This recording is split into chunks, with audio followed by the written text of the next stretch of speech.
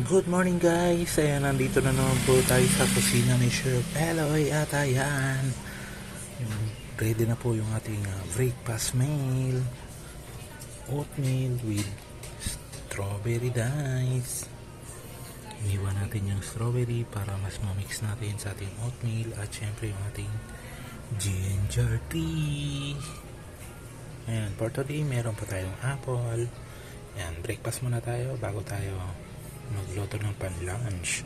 At yung ating lulutuin ng pan-lunch ay chicken miswa with patola. Chicken, patola, miswa, may dahon ng malunggay.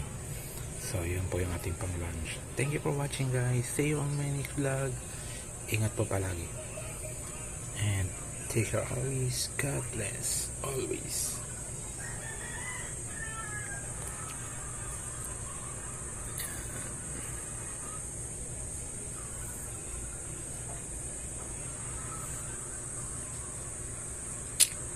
Thank you guys. Bye bye. See you on my next vlog.